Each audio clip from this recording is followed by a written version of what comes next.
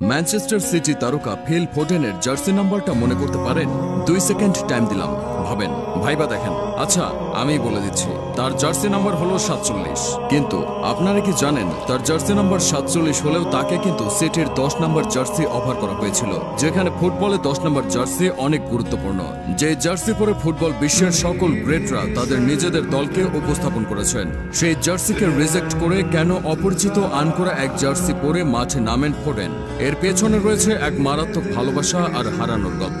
Jersey number 47 বেশ uncommon. Jersey দেখে বোঝার উপায় নেই তিনি ফরওয়ার্ড নাকি মিডফিল্ডার নাকি ডিফেন্ডার। তবু আমাদের ফুটবল ফ্যানদের কাছে নাম্বার 47 অতি পরিচিত ফিল ফোডেনের কারণে। কি এমন কারণ? আসুন জেনে নেই। জার্সি নাম্বার 47 প্রসঙ্গে ফিল ফোডেন একবার বলেছিলেন, আমার বাবা বলতেন যে আমার দাদু নাকি জীবনে ইচ্ছা পোষণ করেছিলেন তার নাতি অর্থাৎ আমার সাথে ফুটবল খেলার। অত্যন্ত দুঃখের বিষয় এই যে তিনি মাত্র 47 বছর বয়সে মারা যান। আমি তো এই জিনিস আর পরিবর্তন করার কোনো কারণ দেখছি না। আমি তাই আমার দাদুকে সাথে নিয়েই ফুটবল খেলি সবসময়। আমি যেখানে খেলি তিনি আমার সঙ্গে আছেন। পাশাপাশি নিজের লেগাসি তৈরি করাও গৌরবের। রোনালদো যেমন নাম্বার 7কে অন্য এক উচ্চতায় নিয়ে গেছেন, অনেক তারকা খেলোয়াড়ই এখন নাম্বার 7 পড়তে চান। আপনি হালের ভিনিসিয়াসকে দেখেন কিংবা এমবাপ্পেকে, তারা সবাই তাদের গায়ে জড়িয়ে রেখেছেন রোনালদোর বিখ্যাত নাম্বার 7। এই ব্যাপারে ফিল ফোডেন বলেন, আমিও আমার এই জার্সিটাকে একটা লেগাসিতে রূপান্তরিত করতে চাই। আশা রাখি যে আমি যখন অবসরে যাব তখন ম্যানচেস্টার সিটিতে জার্সি নাম্বার 47 ফিল ফোডেনের জন্য স্পেশাল থাকবে। কি অদ্ভুত না ব্যাপারটা?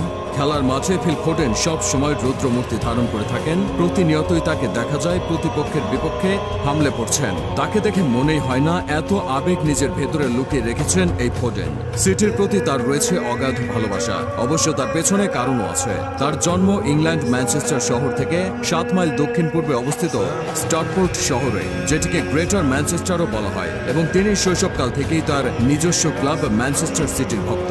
সেখানে তিনি মাত্র 8 বছর বয়সে যোগদান করেন এবং 2016 সালের জুলাই মাসে সেখানে একজন শিক্ষানবিশ হিসেবে বৃত্তির জন্য একাডেমির সাথে চুক্তি করেন। তিনি সেন্ট বেসেট কলেজে পড়াশোনা করেন। তার যাবতীয় খরচ ম্যানচেস্টার সিটি বহন করেছে। 2016 সালের 6 ডিসেম্বর সিটির প্রধান কোচ পেপ গার্দিওলা ফোডেনকে চ্যাম্পিয়ন্স লিগের গ্রুপ পর্বের ম্যাচে স্কটিশ ক্লাব সেল্টিক এর বিরুদ্ধে ম্যাচের জন্য নির্ধারিত পুরো স্কোয়াডে নেন। ঘরের মাঠে 1-1 গোলে ড্র হওয়া ম্যাচটিতে তিনি অব্যবহৃত একজন খেলোয়াড় ছিলেন। গার্দিওলা ফোডেন সম্পর্কে বলেন, একজন তরুণ খেলোয়াড়দের সম্পর্কে ভালো কিছু বলা খুবই বিপজ্জনক, কারণ তারা এখনো খুব কম বয়সী। এছাড়াও তাদেরকে বড় হতে হবে এবং তাদের অনেক কিছু শিখতে হবে। কিন্তু আমাদের তার উপর অনেক আত্মবিশ্বাস রয়েছে, কারণ আমরা বিশ্বাস করি সেই এই ব্যক্তি যার এরকম ক্ষমতা রয়েছে। যদিও সে শক্তিশালী এবং লম্বা নয়, আমি মনে করি তার ভেতরে সে ক্ষমতাটুকু আছে যা তাকে সাহায্য নিতে সহায়তা করতে পারে এবং এটাই আমরা করি। দেখা যাক ফিল ফোডেন কত দূর যেতে পারে।